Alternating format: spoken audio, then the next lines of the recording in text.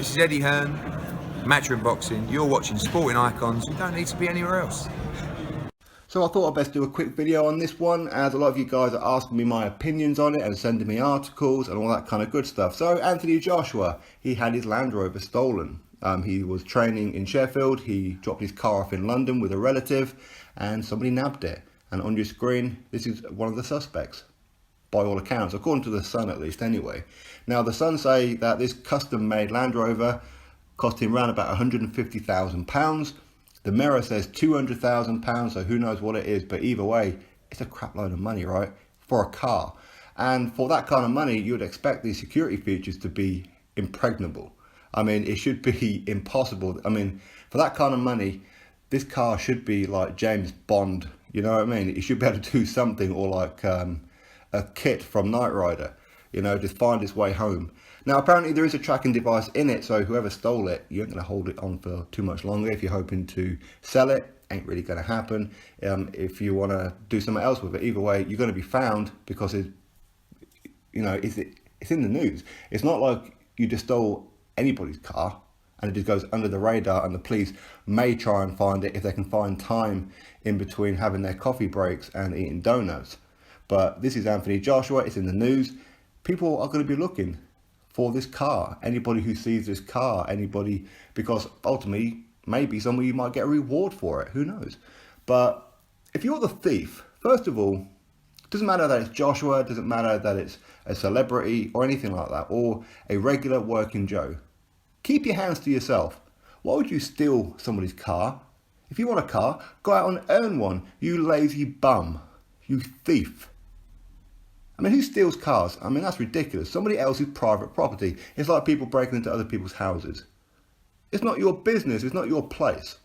Okay, but as I said, maybe this person knew it was Anthony Joshua's car, because these kind of things happen with some boxers over the last few years. Tyson Fury, he had his car stolen.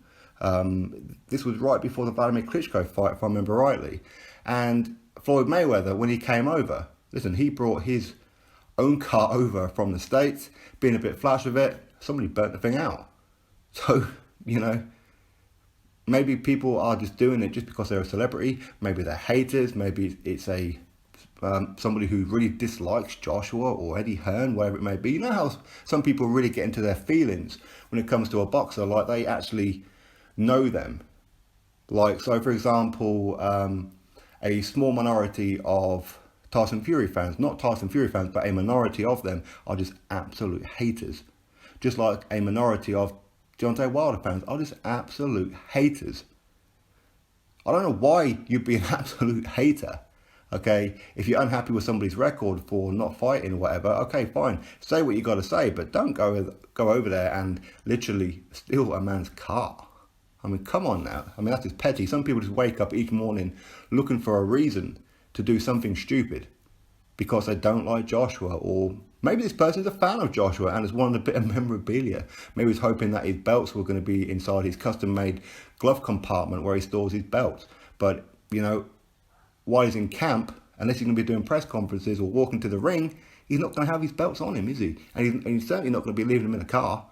But anyway, so that's one shining light, I suppose, with the fact that his titles weren't in there. But again, I mean, he's insured, so I'm sure he's not too worried about it. But some of the spokespeople for these, people who represent AJ, have said that he's not going to let it distract him because he's concentrating fully on Povetkin. But it is annoying for him, that's for sure. Of course it would be, you know, £150,000 worth of car, or £200,000 worth of car, depending on what source you want to believe. But it's probably not even about the money. It's about the inconvenience that some little rat just wanted to do that. It's ridiculous, really. As I said, people just go up in their feelings. If you want to have an opinion, have an opinion. But to go and steal somebody's property, it doesn't matter whether it's Joshua, it doesn't matter who it is. Your next door neighbour, whatever. Keep your thieving little mitts off other people's property. Is that too difficult to understand? I mean, clearly these people are out of work, they're just bums, clearly. And there's joyriding other people's cars. Whatever the case may be, but either way, these people are no good for society. It's not about that, it's Joshua. I mean, Joshua can well afford to buy a whole fleet of these things. It's not really that important. It's more of an inconvenience and the fact that somebody else stole another man's property. I mean, it's ridiculous, really, that in this day and age, people do this. But as I said, you know what? It's Anthony Joshua's car. People are going to be looking for you. It's a very, very stupid thing to do. And you won't be famous for it at all. People will not remember your name, if that's what you're hoping for. All that's going to happen is you'll probably go to prison. Because Joshua probably will press charges. Or Team Joshua's. So you probably won't even get to see Joshua in court. What an absolute idiot. Anyway, that's the story. Anthony Joshua gets his car stolen, his Land Rover, from a relative's house in London. So anyway, drop your thoughts below about it. Click that thumbs up and subscribe. Catch you all on the next video.